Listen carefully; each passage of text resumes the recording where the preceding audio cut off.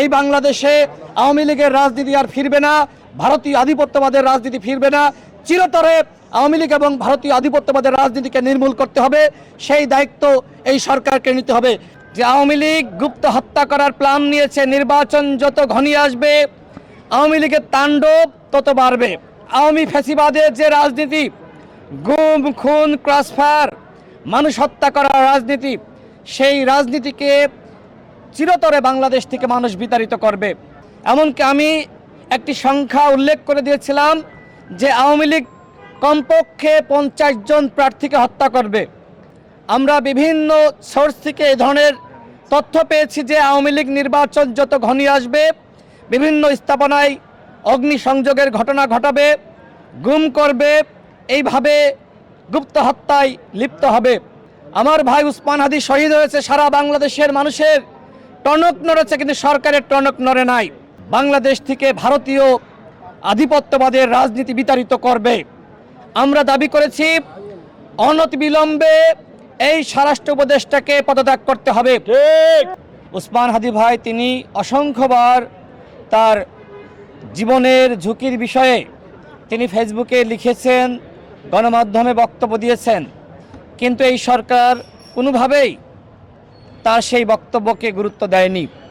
আজকে তিনি শহীদ হওয়ার পরে সরকারের এত আহাজারি, কিন্তু আমার ভাই যে সময় বেঁচে ছিল সেই সময় অন্তর্বর্তীকালীন সরকারের এই আহাজারি কোথায় ছিল?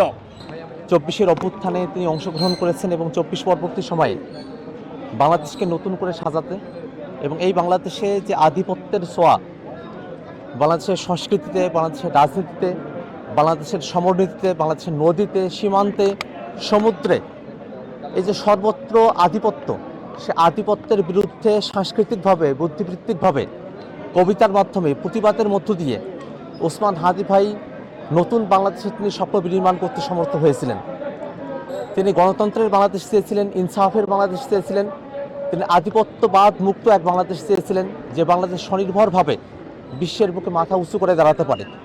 সেটাকে পতিত ফেসিবাদীরা তারা সহ্য করতে পারে নাই, কিন্তু সেই ভারতের মাটিতে বসেই তারা ওসমান হাদি ভাইকে খুন করার পরিকল্পনা করেছে এবং বাংলাদেশে তারা একটা চক্রের মধ্য দিয়ে ওসমান হাদি ভাইকে সরাসরি গুলি নিক্ষেপ করেছে, ভাইকে তারা হত্যা করেছে। পাশাপাশি আমরা বলবো যারা হাদি ভাইকে হত্যা করেছে তাদের বিচার অবশ্যই হতে হবে। বিশেষ করে আপনারা জানেন যে হত্যাকাণ্ডের পর আজকে অনেক দিন পার হয়ে গিয়েছে, 9 দিন পার হয়ে গেছে, কিন্তু দুঃখজনক হলেও সত্য যে এখনো পর্যন্ত উল্লেখযোগ্য কাউকে গ্রেপ্তার করতে পারেনি এবং তারা ভারতে পালিয়ে যাওয়ার একটা নাটকীয়তা আমরা লক্ষ্য করছি। বিভিন্নজন বিভিন্ন বয়ান হাজির করছে, কিন্তু প্রশাসনের পক্ষ থেকে কোনো স্পষ্ট কোনো মেসেজ দেওয়া হয়নি। এটা আমাদের জন্য দুঃখজনক। বাংলাদেশের মতো একটি স্বাধীন সার্বভৌম রাষ্ট্রে একজন হত্যাকারী দিবালোকের মতো বাংলাদেশের রাজধানীতে এভাবে গুলি করে তিনি পালিয়ে যাচ্ছেন, ওনাকে এখন পর্যন্ত গ্রেপ্তার করতে